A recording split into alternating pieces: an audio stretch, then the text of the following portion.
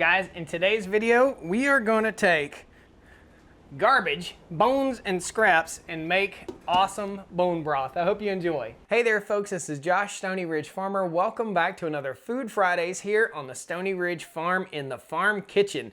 Today, we're going to be having some fun. You know, we processed a cow about 3 or 4 weeks ago, and we've got tons of bones. So when we had our cow processed, we saved all the bones. These are the bones. Otherwise, they would be left for scrap and or they would just be discarded. So today we're gonna take these bones and we're gonna show you guys how to make awesome, delicious bone broth. This is bone broth and or beef stock for making soups, making all sorts of stuff. It's absolutely delicious and it's super, super simple and dirt cheap to make, guys. We'll have probably a total of $8 to $10 in 8 to 10 quarts of this delicious bone broth, which you'd probably pay $6 for in the store. It's organic, it's awesome. Come along, let's have some fun. Woo! Stoney Ridge, farm Stoney Ridge, Stoney Ridge Farm. All right, guys, welcome to the farm kitchen. This is an awesome day here on the farm. I love Food Fridays. I love to cook. We've all got to cook, and this is an awesome wintertime, fall time, nasty weather project for you to work on in the kitchen.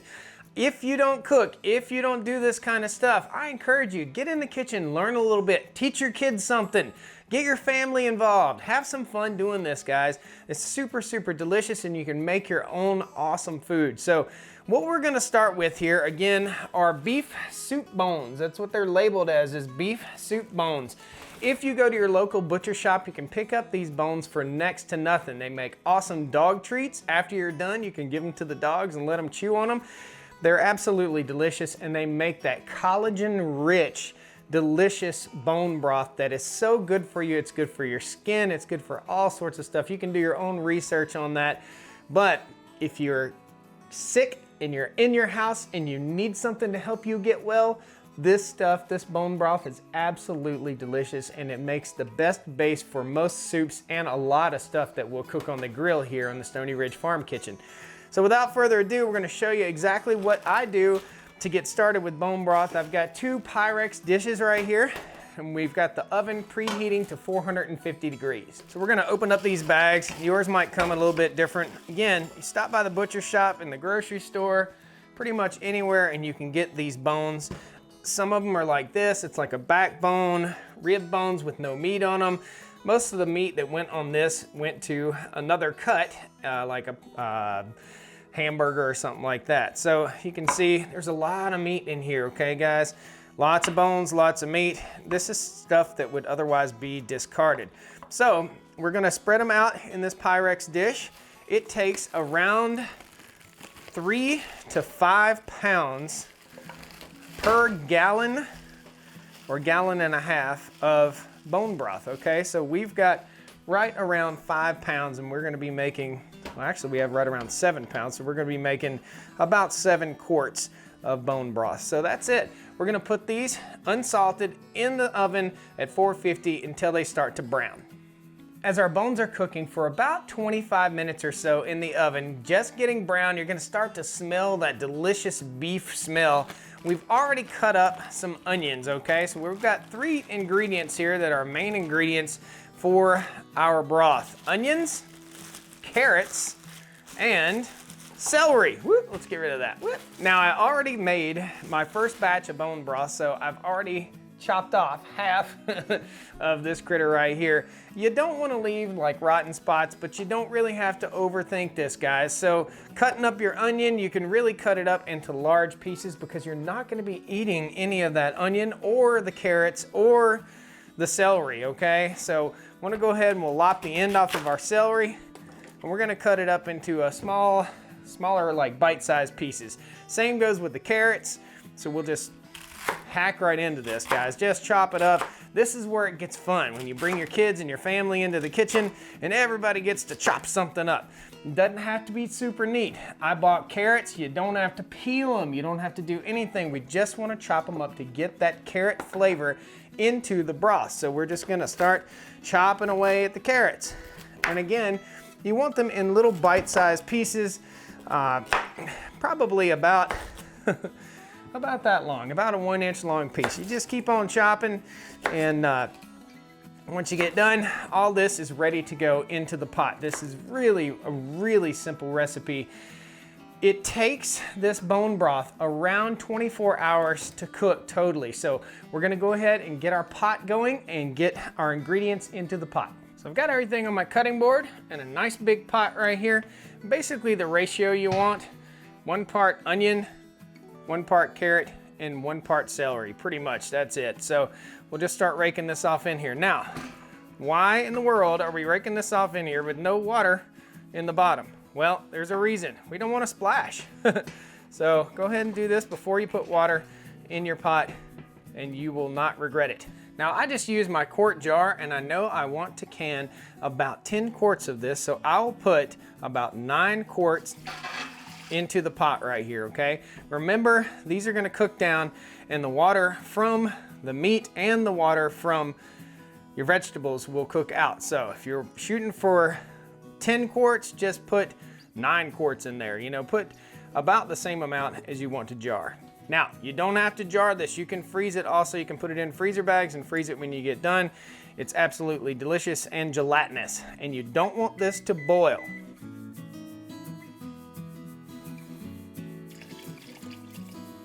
Remember to leave enough room in your pot to get your bones in there. We're gonna turn this onto a medium-high heat and let that water warm up. Another ingredient I like to add is a nice big punch of peppercorns. Throw some peppercorns in there, get that good flavor in there. Don't put granulated pepper like this in there because it will end up in your broth, and you don't want that. Sprinkle a little parsley in there, it's okay. This is where you can get creative and try different flavors. I'll caution you on putting garlic in prior to cooking. You can always add your garlic afterwards for that specific flavor that you want. Sometimes garlic can be a little bit overpowering in this mix. Stir this around, let it start to cook. You'll notice what sinks and what floats. Everything should sink by the end of this. And we're gonna go ahead and add our salt. So we're gonna put 1 teaspoon of salt per quart that we're going to can. And again, we're shooting for about 10 quarts. You really can't overdo this too much. 2, 3, 10. There we go. Stir that salt in. Odds are you're gonna have to add salt once you get ready to consume this awesome broth. Gonna be a little smoky here. To be honest with you, I cranked on the broil. So this is what you're looking for, guys. That right there, you want to get that fat starting to render right there. Absolutely gorgeous. Just as simple as this, we want to take our beef bones and we want to drop them gently over into our broth mix. You can see some of these have some awesome meat on there. We might pick off that meat and snack on it a little bit later. This is going to cook for right around 24 hours, and we simply cannot waste this. That's it. So we're gonna put a lid on this pot, and we're gonna put it on very, very low heat, and we're gonna let it cook for 24 hours, okay? We just want it to get to about 180 degrees. We don't want it to boil, because when it boils, it can work off that collagen that you want in your broth. So if you're gonna freeze it, then you don't wanna boil it, okay? If you're gonna can it like we're doing, it doesn't really matter so much. We'll show you guys how to can it. You can also freeze it in containers, heat it back up, and eat it yourself. So we'll give that 24 hours and we'll see you guys in the morning. We are all done. It's been about 24 to 28 hours. This is cooked down like a champ. I actually snuck in and got myself a little bit of the beef off of the bones. We're not gonna be using that beef, so it makes an awesome little snack. So for dinner last night, I had beef stew. Pretty cool. So what we'll do here, there is a layer of fat on the top of this, and you'll see it as I'm stirring it. We've got to get that fat off, and the way we get that fat off is with this cool tool of the trade. This is a fat separator. I'll post a link to all the cool stuff that we're using in this video in case you guys want to pick it up. But again, this is a fat separator, and you're going to see it here in a second. We're going to take a ladle, and we're going to ladle out all this fat that's floating right on the top. So it's cooked. I shut it down for about 30 minutes or so. We're probably at about 190 degrees, so it's not super hot, and we've got to strain it out, and we've got to get the fat off. So let's show you how that's done. Before we start doing the fat separating, we want to take our vintage old school pressure canner. I'll post a link to an awesome pressure canner in the video description. You can't have this one, but if you go on eBay, you can find this. This is Harvest Gold, I think from 1976. We're going to put 2.5 quarts of warm water in our pressure canner. We're going to go ahead and get it started on a low heat so we can pre-warm our jars. If we don't pre-warm our jars and we put this hot broth inside those jars, we run a risk of cracking the jars. So let's preheat the jars with a little bit of water in our pressure canner.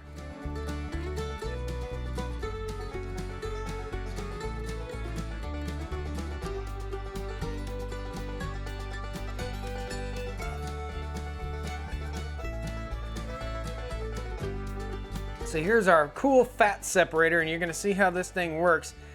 I'm just gonna dip out in the top right here. There is a layer of fat right on the top that has to go. A little bit of fat in your canning won't be too bad, but this is a lot. You'll see here in just a second. That's basically just the bone and the fat, all that connective tissue that's attached to the bone. Just ladle off the very top. Now you can see that's the layer of fat, that's the layer of broth. There's a plug in here. You leave the plug hooked up until you tip it, and then you remove the plug, and you can see only broth comes up right here. Really cool kitchen tool right there. So there's your fat and there's your broth. Typically, if you didn't have this, you'd have to wait till it cooled.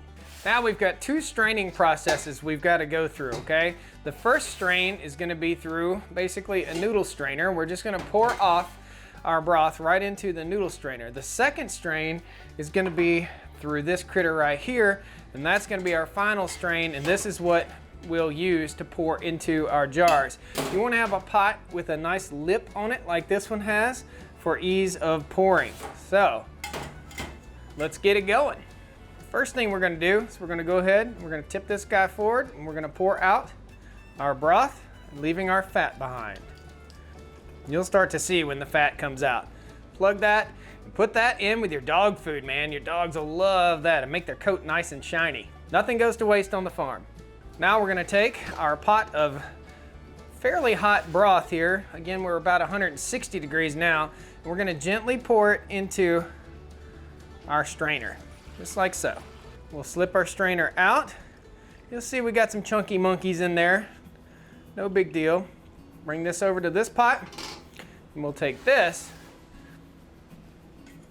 and pour it through our second strainer. Gently pour it in. All we're doing is catching larger fragments. That's why we use peppercorn instead of pepper. And repeat. It helps to stir your pot just a little bit. You want all the flavor to be consistent. Give your pot a little bit of a stir. Set that critter to the side and do it again.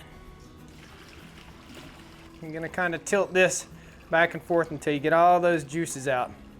And that's what we're left with. You can still see a little bit of fat that went through. Again, slowly pour this.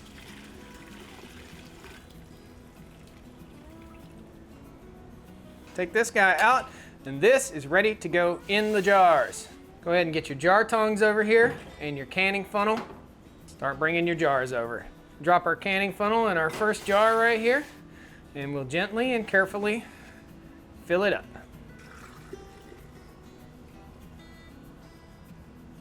If you do this on cold jars, you will regret it. You'll bust it. You want to leave just about a 1/2 inch to 3/4 inch of head space. Here are our lids. You can see it steaming right there. I want to go ahead, We'll take our little magnet. This is our canning magnet. And we'll pull out some lids. Place them on the jars. If you got any trash on the outside of the jar, be sure you get that off. We want to put our rings on our jars. You want to be careful when you put your rings on because they're going to be hot, okay? We'll take our jar tongs and we'll set these over in the pressure canner.